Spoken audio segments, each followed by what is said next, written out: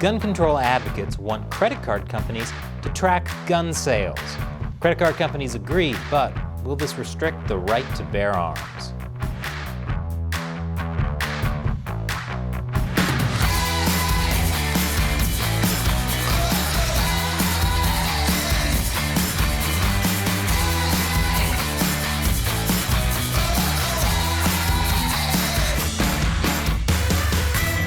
Welcome to America Uncovered. I'm Chris Chappell. This episode is sponsored by Surfshark. You should be using a VPN like Surfshark to protect yourself whenever you go online. So, gun control advocates are trying to prevent mass shootings from happening. They've got a lot of different ideas about how to do that, and they just won a big victory thanks to credit card companies. After years of pressure from the gun control advocates, major credit card companies are now making it easier to track gun sales. The idea of targeting credit cards and banks has been around since shortly after the 2018 Parkland, Florida shooting, when New York Times columnist Andrew Sorkin wrote a series of articles tying gun violence to credit cards. According to him, none of the purchases he cited of weapons used for mass shootings were flagged by credit card companies or banks, which is surprising since my credit card company flags all sorts of things as suspicious. I got a gym membership, and you thought, clearly this can't be Chris. How lazy do you think I am, Visa?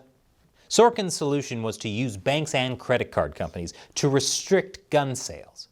According to him, banks and credit card companies collectively have more leverage over the gun industry than any lawmaker, and it wouldn't be hard for them to take a stand.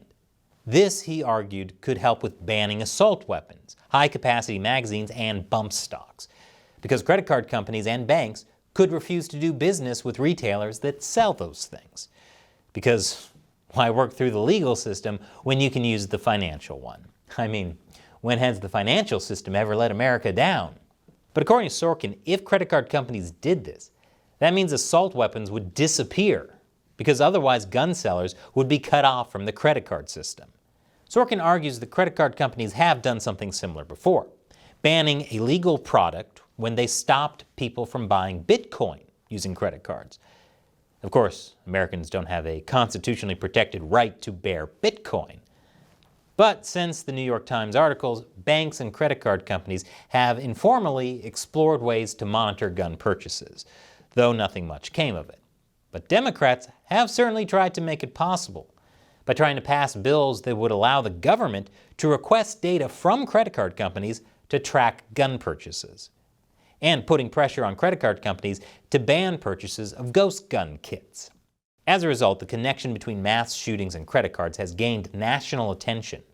The shooter who terrorized a Colorado movie theater in 2012 charged more than $9,000 worth of guns, ammo, and tactical gear in 2 months. The man who shot up the Pulse nightclub in Orlando put more than $26,000 on credit cards.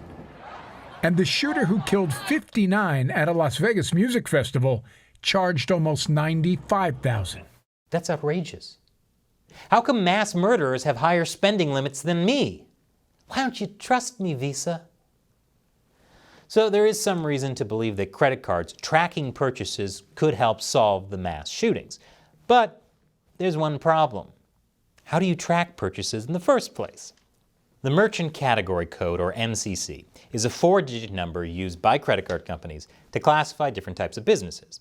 It identifies the types of goods or services that a company sells.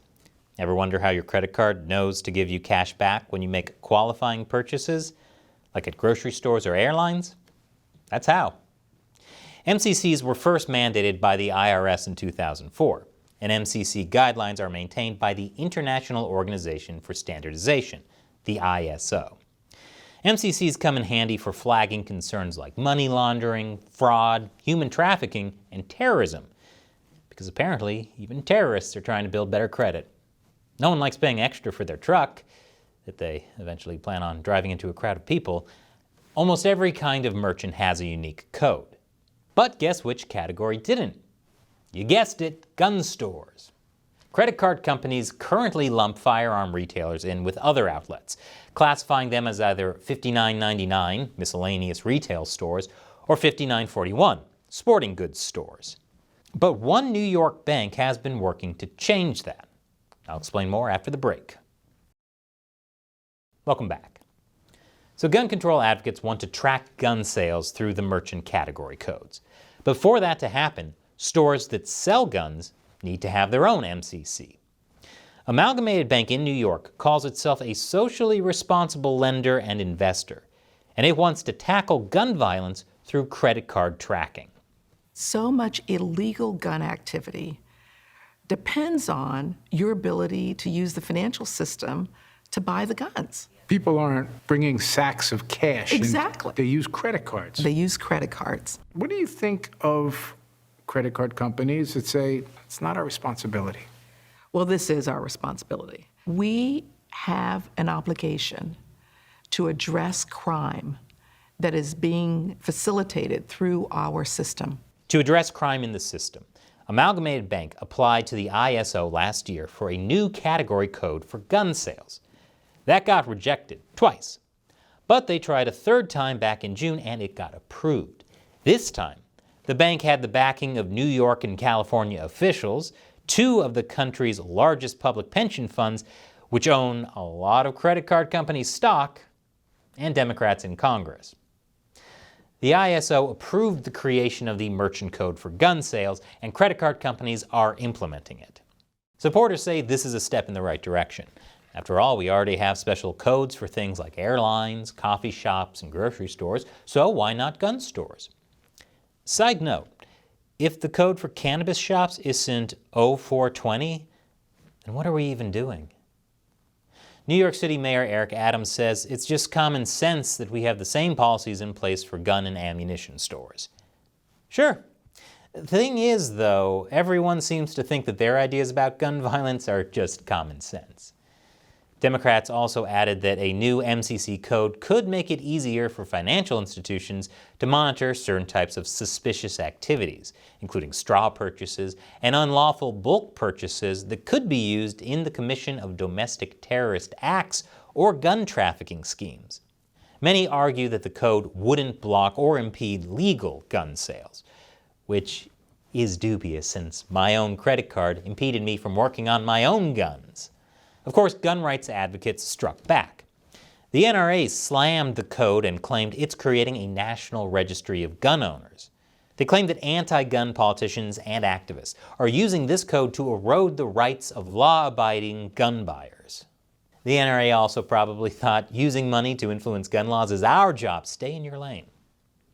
Meanwhile, gun rights advocates argue that the new code is unfair to those buying firearms legally since it tracks the type of merchant, stigmatizing all gun shop purchases, not the actual items purchased. Went to your local gun store to buy a gun cleaning kit? Still a purchase at a gun shop, same code. The code will show where an individual spends money, but not what items were purchased. So how exactly would credit card companies know from numbers alone what the buyer is up to? What if the person buys an expensive gun safe? Would that raise alarms? And if the code was used to flag suspicious sales, what would the cutoff be for suspicious? $1,000? $2? $10? We don't know. NPR pointed out that Visa acts as a middleman between merchants and banks, and it will be up to banks to decide whether they will allow sales at gun stores to happen on their issued cards. Which means that these codes could potentially be used by individual banks to block gun sales entirely. And we could end up with banks that let customers buy guns and banks that don't let customers buy guns. Which ones will get robbed the most? Even credit card companies are worried. Until recently, they had fought against making that kind of move. According to Visa's CEO, the reality is that it's very hard for us to do it. If we start to get in the mode of being legislators, it's a very slippery slope. We shouldn't be determining what's right or wrong in terms of people's purchases. If they start judging you for buying guns, what's to stop them from judging you for buying knives, or nunchucks, or smoke bombs? I can't train at the gym, now I can't even train to be a ninja. You're killing me, Visa. MasterCard also shared similar concerns. Credit card companies have also argued that an MCC for gun stores could be an unnecessary burden on small retailers. That's because credit card companies don't approve or reject individual payments for particular items. Instead, they process payments for any purchase from specific merchants. So a gun store would be classified under this MCC, but a large retailer that sells guns, like Walmart, wouldn't be. That would hurt mom and pop gun sellers. Another side note, if your mom and pop have tons of guns, you better remember to call them on their birthdays. The NRA isn't a big fan of credit cards anymore. I bet they also have Visas. What's that, Shelley? There used to be an NRA-branded Visa card? Wow. It's still unclear how this new policy will all shake out. Even though gun stores have been assigned their own MCC, that doesn't mean all gun store sales will be tracked. Even if they are tracked, that doesn't mean that gun sales will be restricted, or that the government will use this to create a national registry of gun owners. So far, these complaints are just what-ifs. Perhaps law-abiding gun owners won't have anything to worry about. Or perhaps credit card companies will use the code to normalize policies that stigmatize the right to bear arms. That'll never happen. I mean, when have credit card companies ever done anything shady? And this episode is sponsored by Surfshark. Surfshark can help you keep your online activities private from the government, corporations, and your internet service provider. Like, let's say you want to look up information on guns, or watch YouTube videos about guns, or search for images of people with big guns. Is that really any business of the government or private companies that want to track you? Surfshark even keeps a server in the British Virgin Islands. You can use that for maximum privacy because the laws there allow Surfshark to not keep any user data logs. Plus, when you get Surfshark, you can use it on all your devices, laptop, cell phone, iPad, all for the cost of just one account. So if you haven't yet, check out Surfshark. When you sign up now using the link below, you'll get 83% off a 2-year plan, plus 3 extra months for free. So go to surfshark.com/uncovered and use the code UNCOVERED to secure this deal. The link is below. Once again, I'm Chris Chappell. Thanks for watching America Uncovered.